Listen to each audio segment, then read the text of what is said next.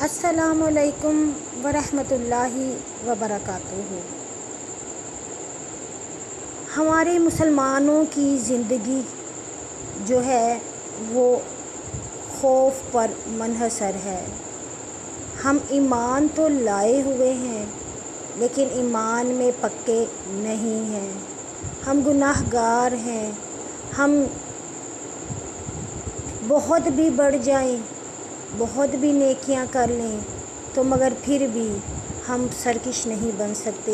हम ये नहीं कह सकते कि हमने जो किया वो बहुत अच्छा किया और हम आखिरत में बख्शे जाएंगे।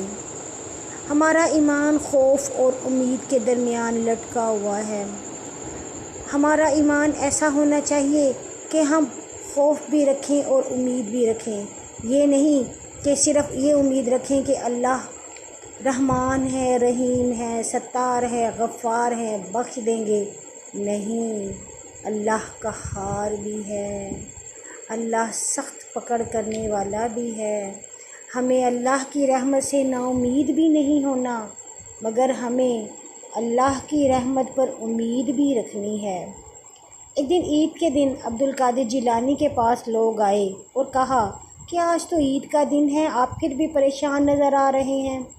इस पर हज़रत अब्दुल कादिर जिलानी ने कहा कि ईद तो तब होगी कि मुझे ये फ़िक्र ख़त्म हो जाए कि मेरे अल्लाह ने मुझे बख्श दिया। आजकल हमें फ़िक्र है गाड़ी की, प्लाट की, कारोबार की।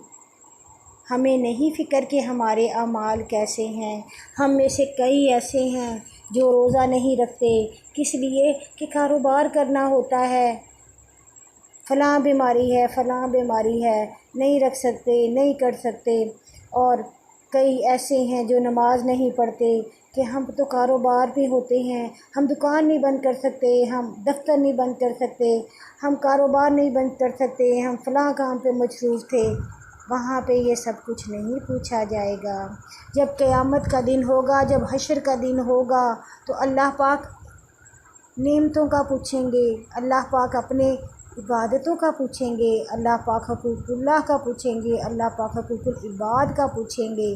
जैसे कि हमारे नबी सल्लल्लाहु अलैहि वसल्लम ने फरमाया, मेरी उम्मत का सबसे गरीब मुफलिस वो शख्स होगा जो इस हालत में आया कि उसने नमाज भी पढ़ी, उसने कुरान भी पढ़ा, उसने रोज़ा भी रखे, उसने रोज़े रखे, उसने हज किया, उसने उम्रा किया, मगर उसने किसी का दिल दुखाया, किसी की तोहमत लगाई, किसी की ग़ीबत की। अल्लाह पाक उसको तब तक नहीं बख्शेंगे जब तक कि वो बंदा उसको ख़ुद ना बख्श दे। और अगर उसने उस पर ज़्यादा ज़्यादती की होगी तो उस बंदे की नेकियां जिस पर ज़्यादती की होगी उसको दे दी जाएंगी। और अगर फिर भी ज़्यादती, ग़ीबत, चुगली, बहतान की सज़ा बच गई तो जिस पर ये सब किया गया उसके गुनाह उसके पलड़े में डाल दिए जाएंगे। अल्लाह हमें बख्श दे। कभी ना ये सोचें कि हमारा ईमान मुकम्मल हो गया, कभी ना ये सोचें कि हम पक्के हो गए, हम मुसलमान बन गए, हम बख्शिश वाले बन गए। नहीं, शैतान इंसान के जिस्म में ऐसे दौड़ता है जैसे खून दौड़ता है। उसे जहाँ कहीं मौका मिलता है वो पकड़ लेता है मुसलमान को। इसीलिए तो नबी सल्लल्लाहु अलैहि वसल्लम दुआ फरमाते थे, या मुकल्लिबल कलूब सब्बित कल्बी अला दीनिक। ऐ दिलों को फेरने वाले, मेरे दिल को अपने दीन पर साबित कदमी अता फरमा दे। नबी सल्लल्लाहु अलैहि वसल्लम ने ये हमें तालीम देनी थी, ये हमें सिखाना था कि कैसे हम अपने दीन को बचा सकते हैं अल्लाह से मदद मांग के। इसके अलावा कोई रास्ता नहीं, कोई चीज़ नहीं। हाँ, हमारे नबी सल्लल्लाहु अलैहि वसल्लम ने 2 तरीक़े बताए। एक तो ये कि सबसे ज़्यादा अपनी मौत को याद करो।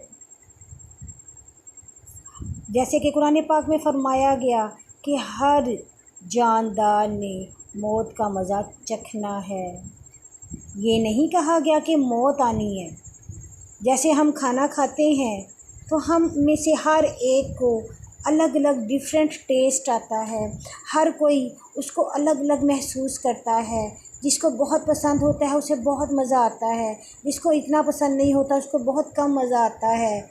ایسے ہی جو ہماری موت ہے وہ انسانوں کے لیے ہے کہ وہ اپنے اعمال کے مطابق اس موت کا مزہ چکھیں گے۔ جو بدکار ہوں گے ان کی جان کنی اور طرح ہوگی، جو نیک ہوں گے ان کی جان کنی اور طرح ہوگی۔ تو اس لیے اپنے دلوں کے زنگ کو دور کریں، اپنے دلوں میں سے برائیوں کو دور کریں۔ جب انسان ایک گناہ کرتا ہے تو اس کے دل پر ایک سیاہ دھبا بن جاتا ہے۔ جب وہ مسلسل گناہ کرتا چلا جاتا ہے اس کا دل سیاہی سے بھر جاتا ہے۔ اس دل کو صاف کرنے کے لیے موت کو یاد کیا جائے۔ جب جب ہم موت کو یاد کریں گے ہمیں پتہ چلے گا کہ ایک وہ دن آنا ہے جب ہم نے قبر میں اکیلے ہونا ہے، جب ہمارا حساب ہوگا تو ہمیں کوئی پوچھنے والا نہ ہوگا، کوئی ہماری مدد کرنے والا نہ ہوگا، نہ وہاں اے سی ہوگا، نہ وہاں کوئی روشنی ہوگی، وہاں پہ صرف ہمارے اعمال ہمارے ساتھ جائیں گے۔ اور پھر حشر کا دن جب ہوگا اس وقت جو ہمارا حال ہوگا وہ ہم نہیں جانتے۔ اس لیے موت کو یاد کریں۔ نمبر 2 بتایا گیا کہ قرآن پاک کی تلاوت کی جائے، کیونکہ قرآن پاک کی تلاوت کرنے سے بندہ زیادہ سے زیادہ اللہ کے قریب ہوتا ہے۔ ہمیں پتہ ہے کہ اس قرآن سے بڑھ کر کوئی بھی ہمیں اللہ کی قرب کے پاس لے جانے والا کوئی نہیں۔ ہمیں چاہیے کہ ہم اللہ پاک سے ہمیشہ دعا مانگتے رہیں اپنے گناہوں کی۔ آمین۔